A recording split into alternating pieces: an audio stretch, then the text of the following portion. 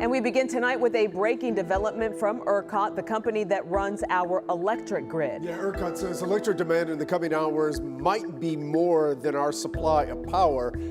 So a significant step to prevent brief rolling outages in Texas. Thanks for joining us. I'm Chris Lawrence. And I'm Cynthia Aguirre. This is all due to a combination of extreme heat and the changes to wind and solar power as the sun sets. We will get to Pete with our weather conditions in just a moment, as well as senior political reporter Jason Whiteley, who's been talking to lawmakers and energy experts about what to expect. But let's start with Tiffany Liu, who has a look at where the grid conditions stand right now.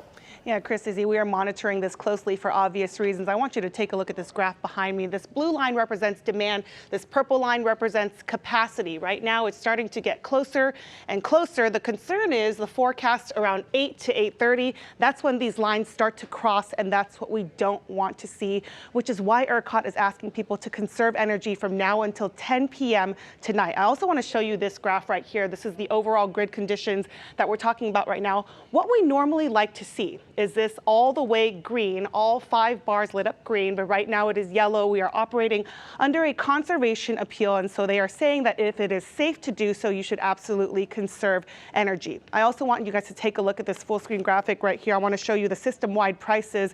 Earlier in the day, we were looking at the $20 to $30 range per megawatt hour, around 3:15 and again at 4:30, and I just checked a little while ago at 5:30, it spiked to more than $3,500 per megawatt hour. This gives you an idea of how much demand is happening this evening. ERCOT says there is potential to enter emergency operations due to lower reserves. The heat and the high demand are a big reason for the conservation appeal, but ERCOT says wind generation is expected to be low until very late in the evening. Plus, solar generation declines and goes offline around sunset. Now, during these voluntary conservation hours, residents are asked to raise your thermostats a degree or two, avoid using those large appliances, turn off and unplug those non-essential items, or shut off your pool pumps during these peak hours. Again, this appeal goes until 10 o'clock tonight. We're going to be monitoring this grid very closely for you. For now, let's send it over to Jason Whiteley with more. Thanks a lot. You know, the question everyone is asking right now, how serious is this? And simply put, it is serious.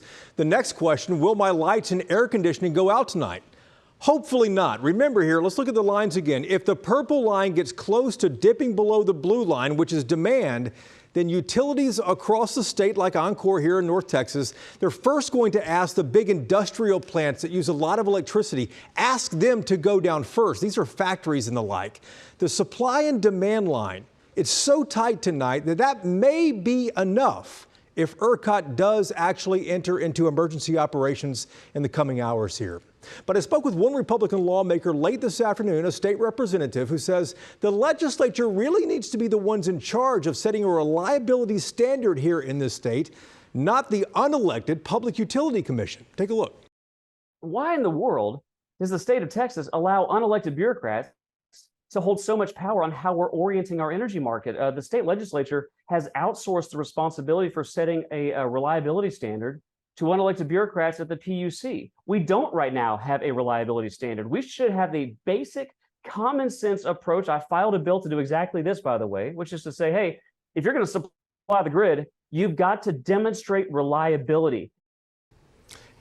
Reliability is the big question. That's the R in ERCOT. How reliable is our grid? The more situations we have like this, the less confidence people have in Texas. So if we do have a blackouts, which hopefully we do not. Rolling outages, not blackouts. Okay, rolling outages. How long could we expect those rolling outages to last? It depends. Remember, during the winter storm, they were forecast to last 20 to 30 minutes at a time. A lot of factors go into this, including the temperature that is outside. So a lot of things play into it. I don't think we're going to get there tonight, but still we have several hours to go before we get through it.